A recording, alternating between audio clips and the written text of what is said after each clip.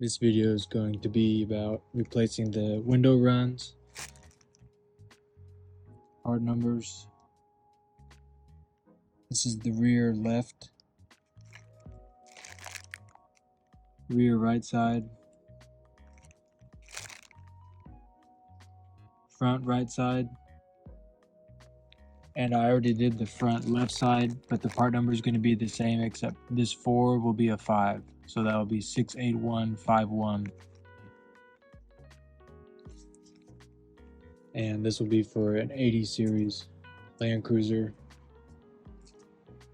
Mine is a 96 HDJ.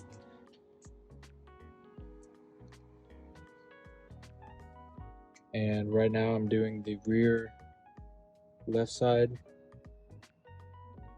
So first thing, to make it easier, you're gonna roll the window down. You're gonna pull out the old window run. I like to start from up top, get it, my fingers underneath, pull it down and out. Then you're gonna pull off the door cards for reference. This is the old window run. It's all hard and brittle. This should be nice and soft. If you have slow running windows, this could be the main culprit. I've already replaced the front left side and it made a world of difference. So as I said, you want to pull the old window run out to start off with.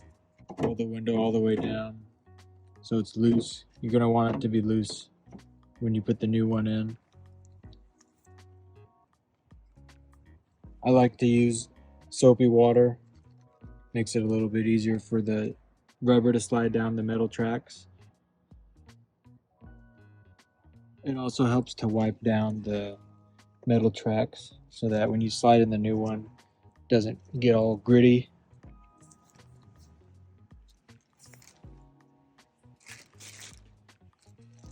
Important thing to note when installing these new window runs, you'll see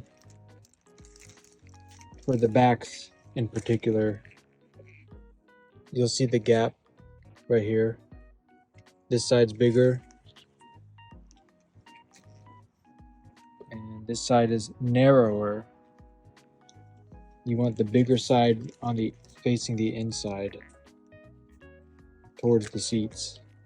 Now I've actually already done this one once, had it fully installed and the window ran much better. But then I came around to the outside here and I noticed there was a gap between this rubber and the trim here. So then I realized I installed it backwards, which for the rear doors, they look pretty similar. But like I said, I give the part numbers in the beginning. So there is a left and right, but just keep in mind you do want the smaller gap on the outside, facing the outside of the car. The bigger side on the inside. And this is what it should look like. See the gap? No real gap there. That's how it should be when it's all done. So to start, I like to just get the two corners and all the upper side in there so there's no gaps, and then just leave both sides loose. And then it's just me filming, so I'm not gonna be able to really do it as I do it.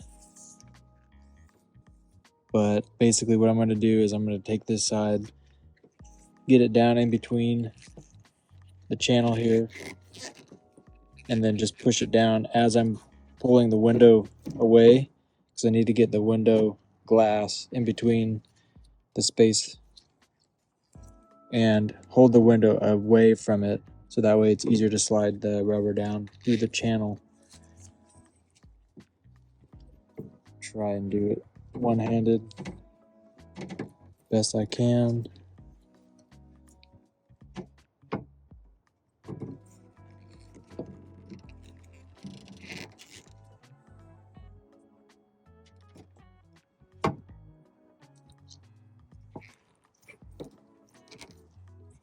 So as long as you get the glass in there, you should be able to just start sliding this down.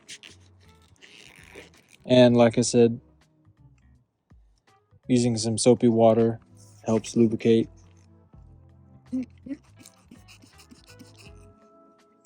Makes it a little easier to slide the rubber down. And I'm gonna need 2 hands for this, so hang on. So I got it down a good ways. You wanna kind of move the slack up. Just temporarily throw this in there. Try to get the slack as high up as you can. Because what you're gonna need to do is roll the window up as high as you can. That way you have room to reach your hand up in here, and I'll show you in a second, but you're going to want to grab the rubber that's hanging down, grab it and pull it down. That's the easiest way that I found. There's probably more than one way to do this, but that's the way that I found the most easy. And you will probably need to pull this plastic off. Try not to rip it. It's supposed to help keep the moisture in, but somebody's already been in here, and when I pulled it apart, it was already ripped a little bit, but as long as you're gentle with it, probably won't do too much more damage. But you just want to take it off so you can get your arm in there. And then, like I said, you're going to grab the end of the rubber and just pull it down. It might be a little tough. Spray some more soapy water in there. Roll the window up. Just like that. So you should have enough room. You can see the rubber up there. And I'm just going to grab it and pull it down. So you can see up there, I have it pulled out of the channel. So that way I can grab onto it and get a better leverage on it. Depending on how far up it is, you might need to grab like some pliers just to get the best grip on it. Pull it down enough ways so that you can grab it with your hand and pull it the rest of the way. It might be helpful if you grab it out of the channel, roll the window down just a little bit. You don't want to make it so the window covers up the rubber part like I just did. You just want it enough so you can kind of work it out as you roll the window down.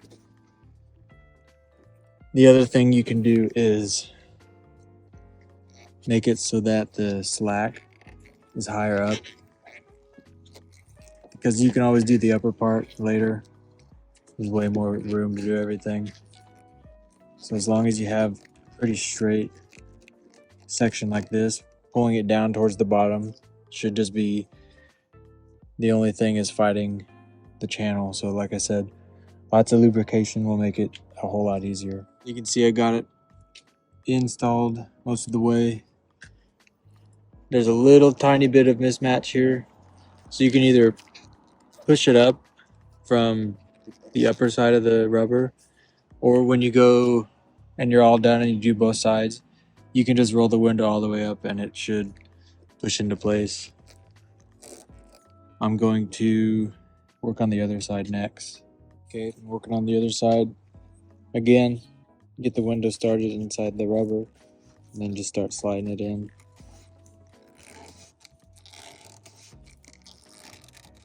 Don't worry about seating the rubber fully in the channel yet. You could do that at the very end. And actually you can use the window to kind of get everything into place. So I'm going to get it as far down as I can.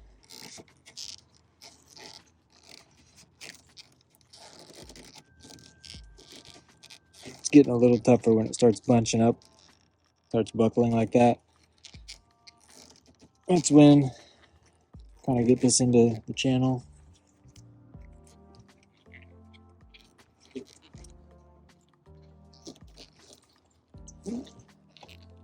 Pretty high up there. Then again, I'll pull this part out and get the slack up as high as possible. Should be good. Now I'll roll the window up. down a little bit. Then I'll reach in and grab the channel, if I can grab that and start it down, and then pull the rest of it out by hand. Okay, so that's both sides and the rear installed. Let's see how it looks.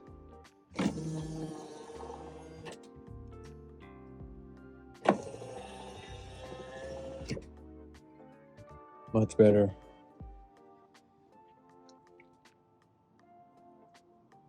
Nice gap. No gap.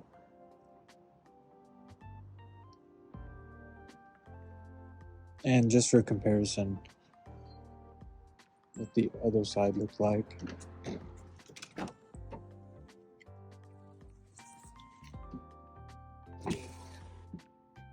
Stuck.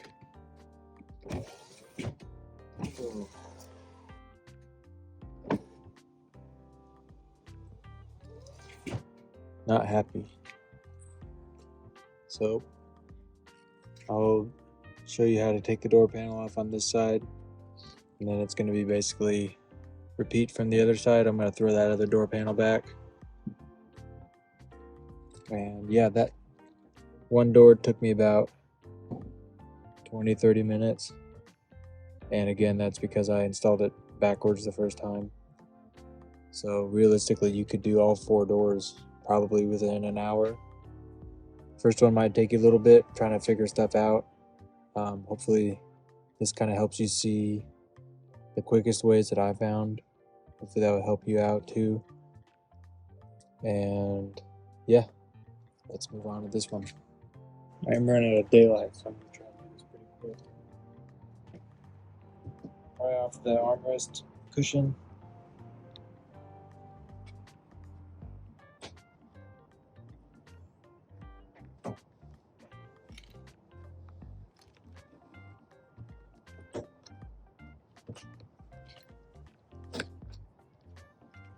It's just held on with push tabs.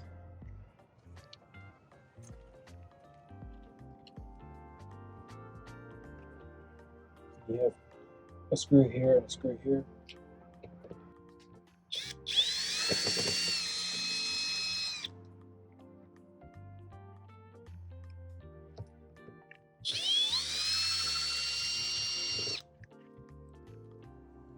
Then you have a screw on the door handle trim, and then one more under the third point of contact on the armrest.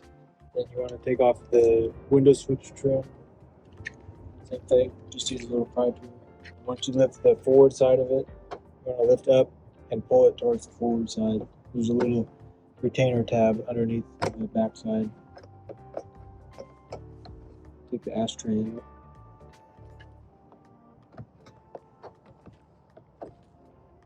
Go forward and disconnect the window switch harness. You want to take the speaker grill if you have one. And then same thing. Push in tabs. And then just use your pry tool. Start working the door part off. The door handle trim. I'm going to pull the aft side out. Same thing, there's a little retainer clip here. Then you want to roll the window down. Grab your window switch, plug it back in. You're going to have to help it down.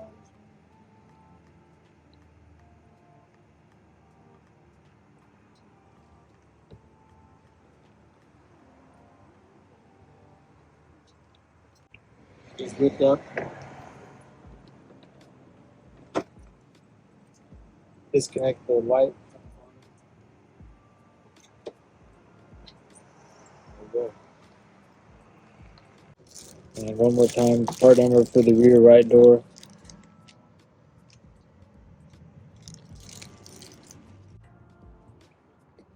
And just start pulling out the old rubber.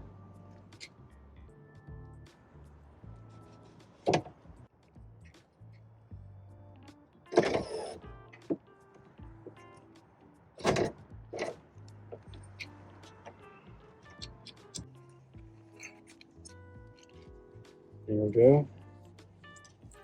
This one's very hard and brittle. Should be nice and soft, so this should make a big difference. So remember, you want the small side of the gap on the outside, the big side on the inside.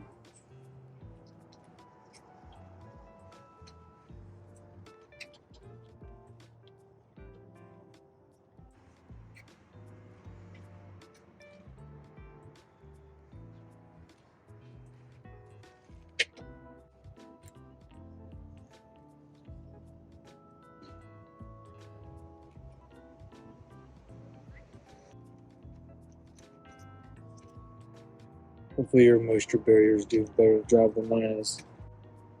The bottom of my door card was completely soaked. And it's basically the same as the other side. I don't know if it's getting too dark to see, but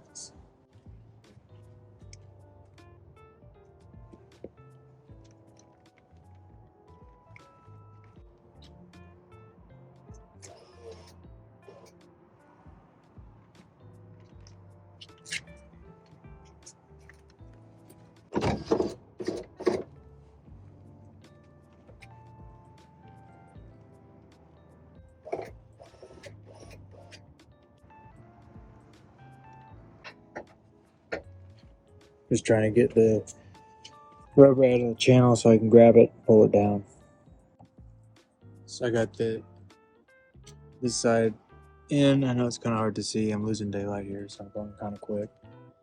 That side was a little more pain in the butt, just because the access and the angle of reaching your arm up in here is harder for me. I'm right-handed. I did have to use pliers to get a good grip to pull it down enough to grab it. As you're pulling this down through the bottom access hole, you do want to kind of move the window to give you more room so it's not bunched up, so it's not sticking out so much like that, so it actually has room to relax. That's going to make it a lot easier to pull through. And I'm going to work on this side and then show you the end result. Right, just about out of daylight here, but kind of hard to see, but it is installed. One question I saw some people asking about was the length of the trim. So towards the bottom side of the track, inside the door, it will overhang, I don't know, about 3-4 inches. You can trim it if you want. I wouldn't bother. I didn't. It doesn't seem to be causing any clearance issues. Window rolls up and down way better.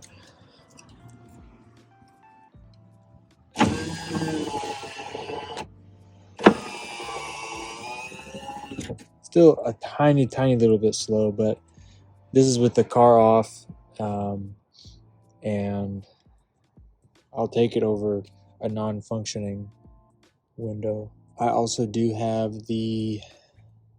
forget the name of it. It's like a rocket window, I think. I do have that kit installed, and that I would say is worth it too. It's a little expensive, but if you have the budget for it, I would say it's definitely worth the money. It makes the windows go down way quicker and up. If you guys have any questions, feel free to ask. That's about it. For those of you wondering, I know it's kind of hard to see. It is a 96 HDJ 5-speed factory triple locked, relatively low kilometers. I think just about 215. I'll try to record more stuff. I've already done I replaced this seat. I put a seat heater in there. I got the factory seat heater switches. Put in a Toto head unit. Put in an amp and a sub, new speakers. I put the Pioneers in that everybody puts in. Other than that, I do have an intercooler, full exhaust. Should have a video of the exhaust coming up at some point. The intercooler, I'll get a video of it, and I'll get some more info about it as well for anybody that's interested. Like I said, any questions, I'll try my best to answer. I'm relatively new to the 80 series world, but it's a Toyota. Love these things. Take care.